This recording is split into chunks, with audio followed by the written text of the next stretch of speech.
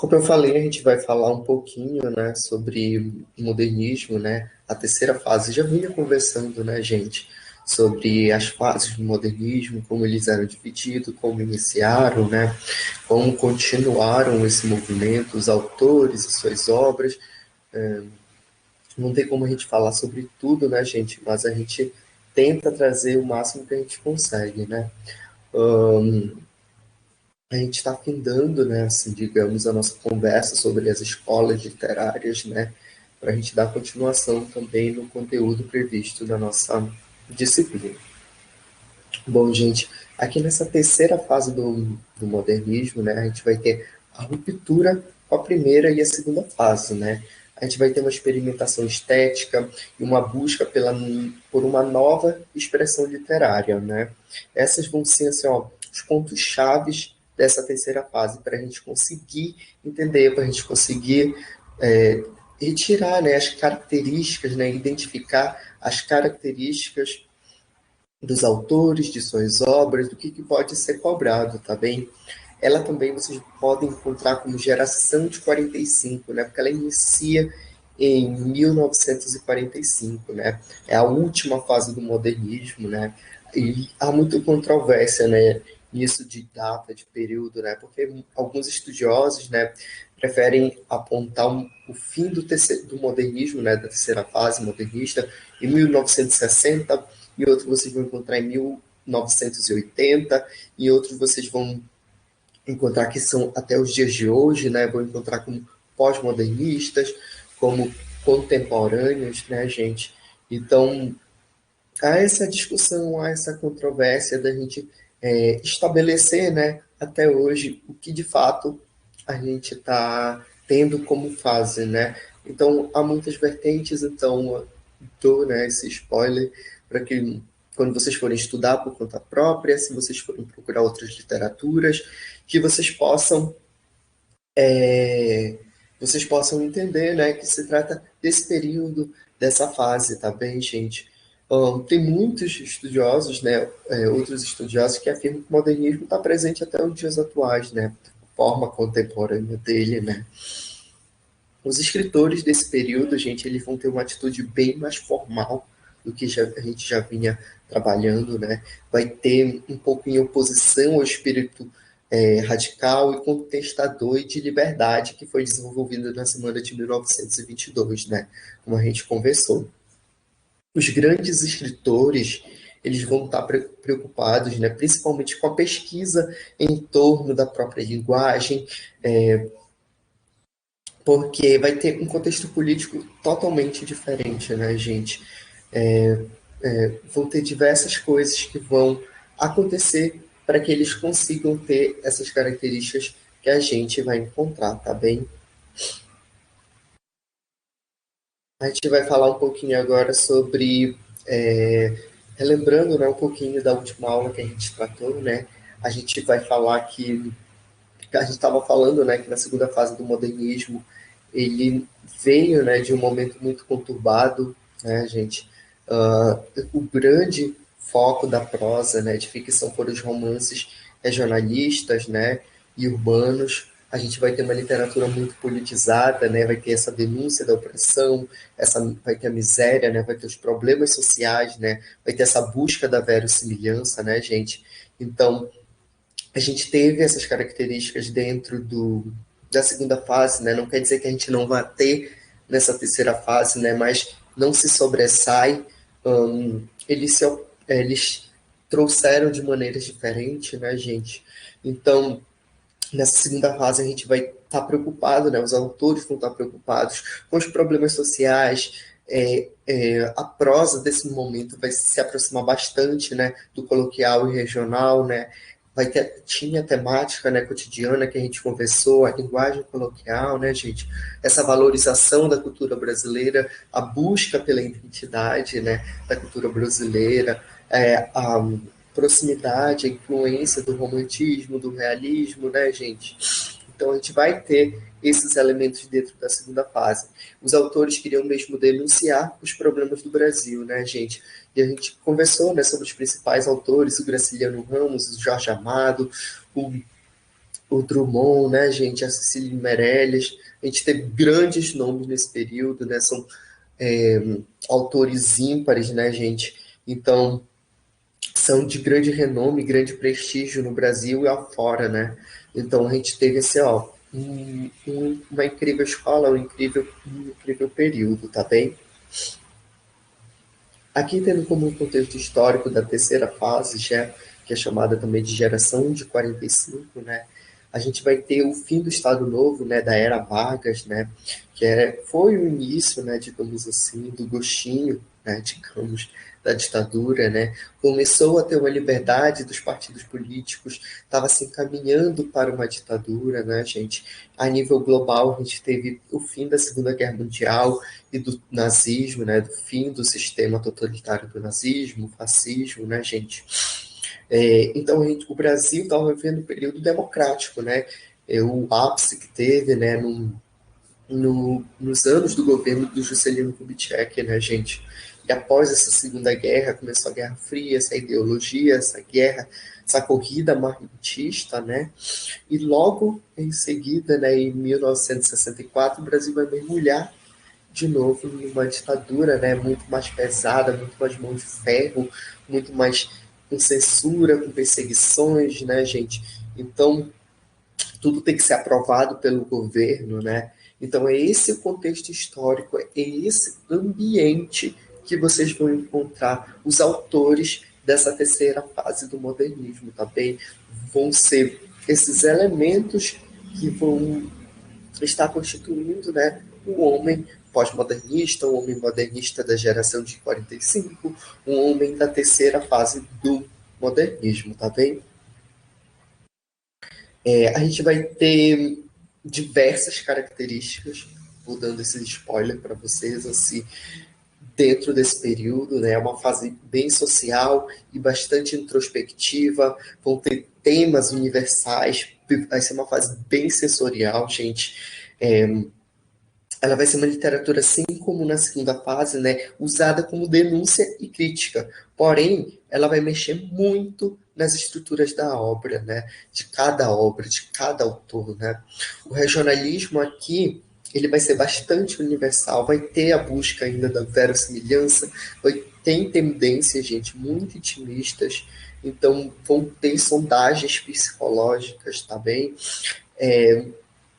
Na poesia, um novo princípio literário vai surgir, né? Alterando assim a antiga concepção sobre o próprio gênero, né? Para os, para os pós-modernistas, né? A poesia ela era arte da palavra, então ela vai romper com o caráter social, político, filosófico e religioso que foi muito explorado pela poesia da geração de 1930, da segunda fase até. Mas só que enquanto tudo isso acontece, alguns outros vão retornar à estética parnasiana, né? Lembra do parnasianismo, né, gente? Que vão buscar uma linguagem sintética e precisa, dando continuidade a algumas obras, né, gente? Como eu já falei para vocês, a literatura ela não é estática, ela não é, começa aqui, termina aqui, e começa aqui, termina ali. Não é assim que funciona. Elas estão muitas vezes entrelaçadas, tem elementos que se sobressaem, tem elementos que vão ser resgatados, tem elementos que vocês vão encontrar num que também vão encontrar no outro, né, gente? Então, nesses autores vão ter bastante experimentações artísticas, ficção experimental, vai ter um realismo fantástico, os contos fantásticos vão tomar conta mesmo, né? Vai ter o retorno à forma poética, né? A valorização da métrica e da rima. Como eu falei, né? Vai ter influência do parnasianismo, da estética das obras e bastante do simbolismo, por tratar essa parte psicológica, por tratar da intimidade, do ser íntimo, do psicológico, vão ter inovações linguísticas, metalinguagem, para tentar explicar a própria linguagem. Vai ter bastante presente o neologismo em algumas obras também. Como eu falei, o regionalismo aqui nessa terceira fase, ele é um regionalismo mais universal, vão ser temas sociais e mais humanos, sobre o amor também, gente. Então, vai ser uma linguagem um pouco mais objetiva, mas que quer explicar a linguagem e que tem preocupação com a estética, tá bem? Então, vamos ter grandes autores, gente, né, nessa época, em todo o modernismo, né, gente, da nossa literatura, vão ter diversos autores, tá bem? E a gente tem que lembrar que o modernismo no Brasil ele está dividido em três gerações, né? Sendo a prosa o tipo de texto mais explorado dentro dessa terceira fase, né? E os tipos de prosa do período são classificados segundo a temática que eles propõem, tá bem? Então, dentro da prosa modernista, a gente vai ter a prosa urbana, que vai ser uma característica de urbanicidade, como o próprio nome diz. Vai ter ambientação nos espaços da cidade, em detrimento do campo, né, do espaço agrário em si, né? E a gente vai ter uma grande escritora, né, que é a Lígia Fagundes Telles, né, que ela vai tratar bastante, né, junto com a Clarice Lispector, bastante do gênero de conto e romance, né? Então, ela vai aprofundar a sondagem psicológica dos personagens e introduzir inovações, né? Introduzir coisas diferentes nas técnicas das narrativas, né? Não quebrar aquela frequência de início, meio e fim. Então, essa ficou conhecida, né? Perdão, gente. Ficou conhecida como a prosa urbana. Vai tratar de assuntos, de aspectos dentro desse ambiente.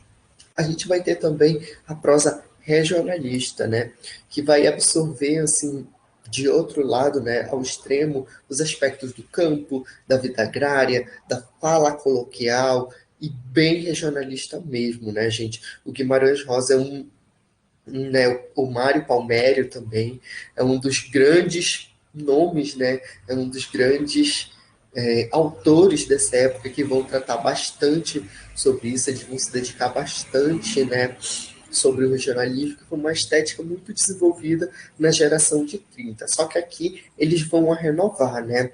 E essa inovação, no caso do Guimarães Rosa, vai atingir fortemente a linguagem através do discurso direto e do discurso indireto livre, tá bem, gente? Vai revolucionar o vocabulário e até mesmo a sintaxe.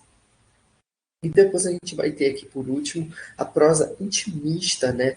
É determinada pela exploração de temas humanos, psicológicos, bastante subjetivos, né, individual, assim, e como eu falei, né, a Lígia também vai tratar bastante disso, a Clarice vai tratar bastante disso, porque eles vão utilizar mesmo dessa sondagem psicológica dos personagens, tá bem?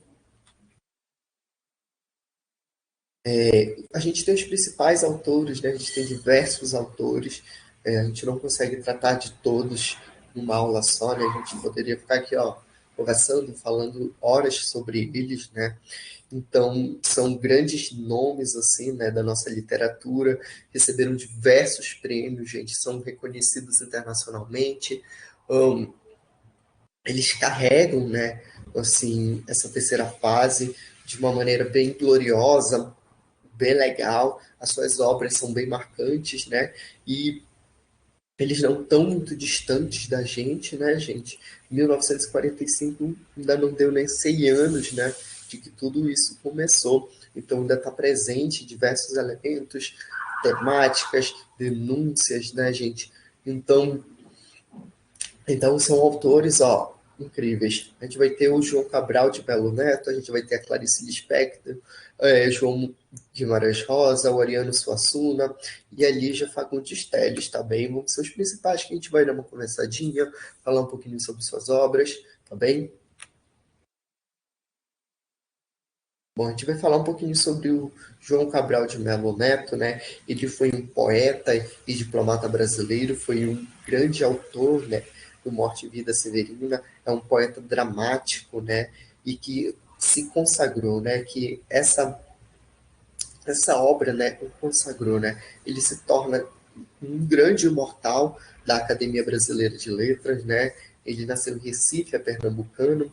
Ele passou a infância dele, né, entre os engenhos da família, nas cidades de Lourenço de Malta e Moreno. Estudou no Colégio Marista, no Recife, né, gente?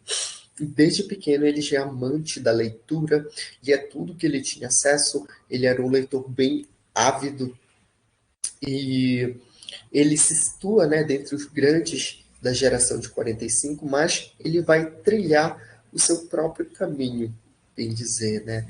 Ele tem nos primeiros livros dele uma poesia bem hermética, ou seja, de difícil compreensão, porque ele vai se destacar pelo rigor estético dele, gente. Ele ele tem uma grande metalinguagem de fazer, do fazer poético, né? Como uma grande constante, né? Ele é bem resumido, ele é objetivo e rápido.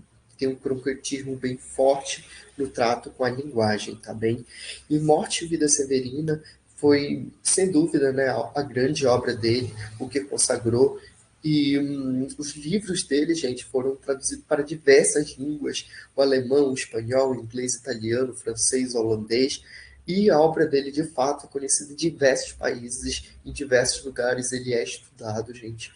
Ele é pesquisado bastante. Se vocês tiverem oportunidade de conhecê-lo, de saber, de entender os elementos dele, né? Recomendo bastante. Ele é um autor incrível. Vocês vão gostar bastante dele, tá bem?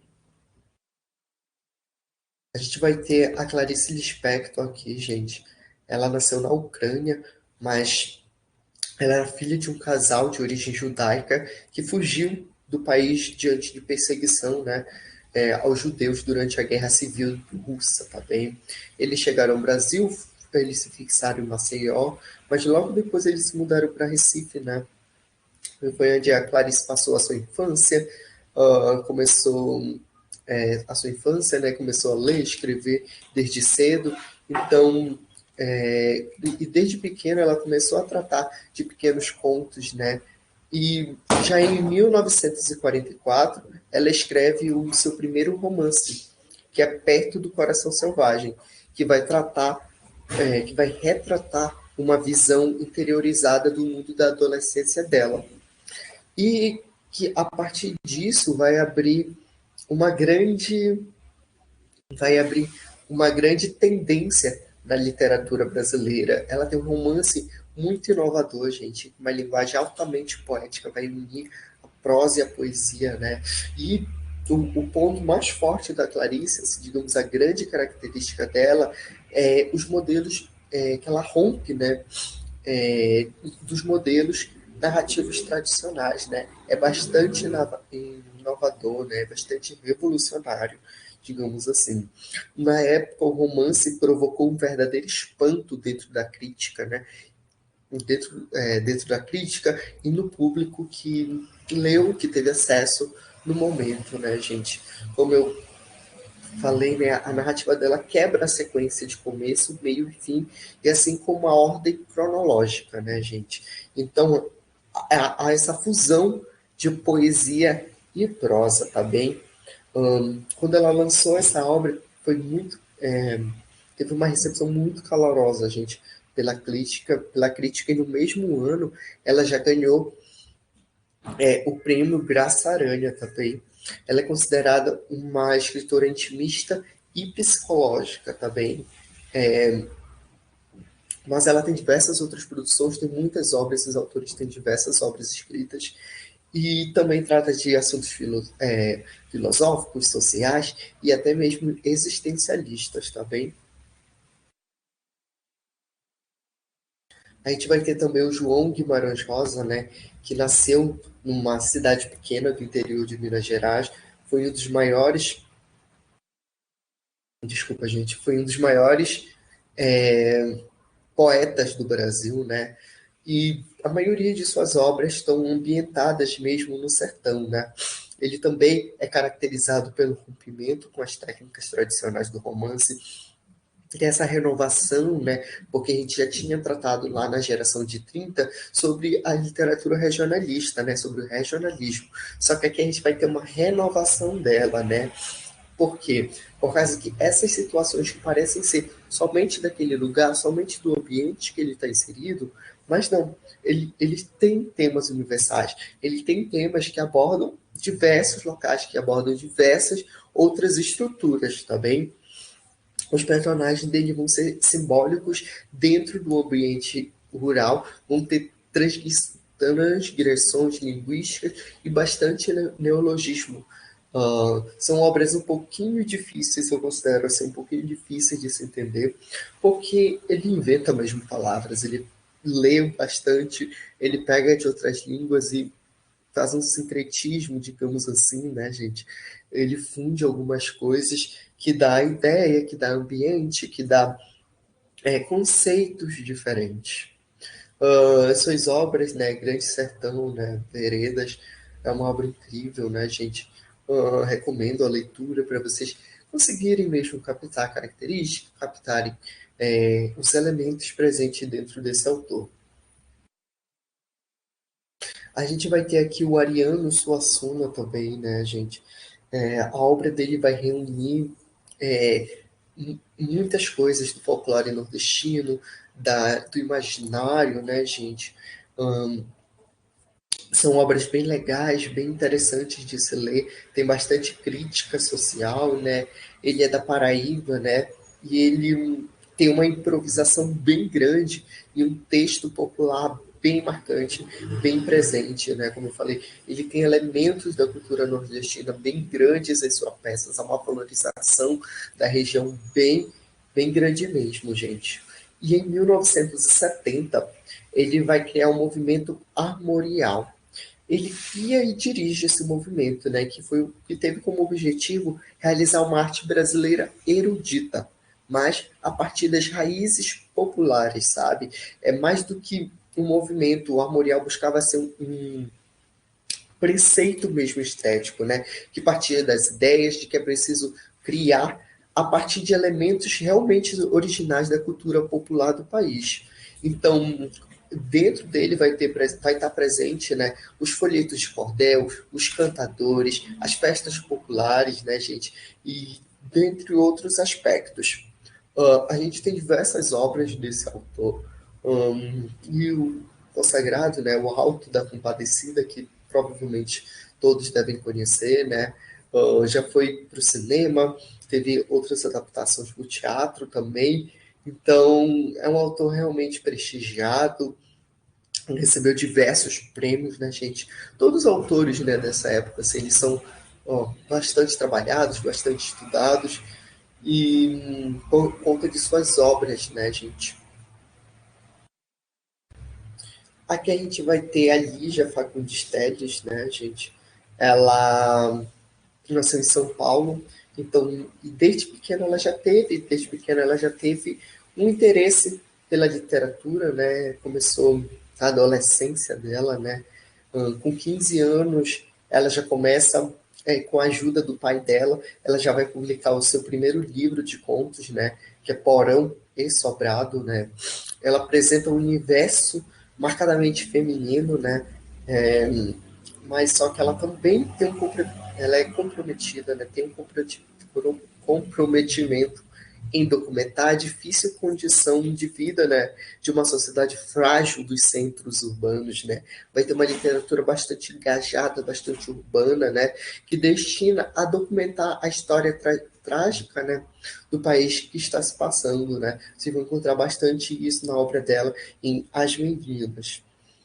Então, como eu falei, ela vai ter essa exploração psicológica dos personagens bem grande, tá bem?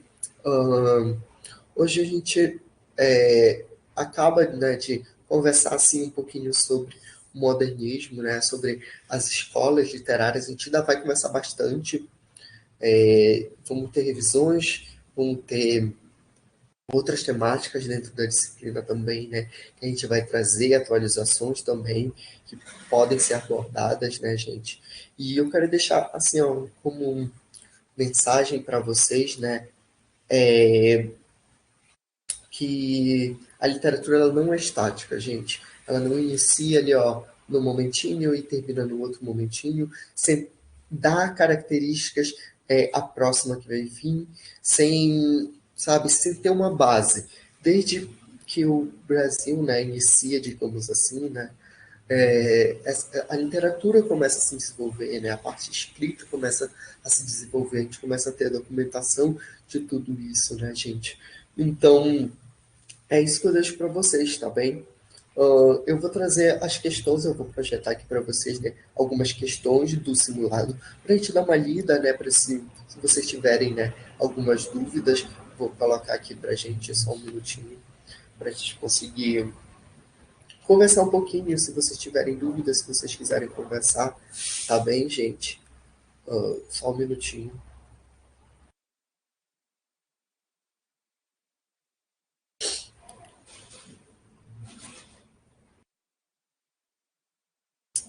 Uh, a gente vai ter aqui, né, a gente teve essa questão, né, gente? A gente vai conversar um pouquinho sobre ela, né? Que aqui a gente tem um trabalho, né, do Gregório de Matos, né? Que eu vou ler com vocês. Da mão, desculpa. Quando Deus redimiu da tirania, da mão do faraó endurecido, o povo hebreu amado e esclarecido. Páscoa ficou da redenção um dia, Páscoa de flores, dia de alegria. Aquele povo foi tão afligido, o dia em que por meu Deus foi redimido. Ergo sois vós, Senhor, Deus da Bahia, pois mandado pela alta majestade, nos remiu de tão triste cativeiro, nos livrou de tão vil calamidade. Quem pode ser senão um verdadeiro Deus que veio nos tipar desta cidade, o faraó do povo brasileiro? Bem, gente, então a gente vai ter aqui, né, como comando, né, com a colaboração de linguagem e uma visão de mundo que apresentam princípios barrocos, o soneto de Gregório de Matos apresenta temática expressa por.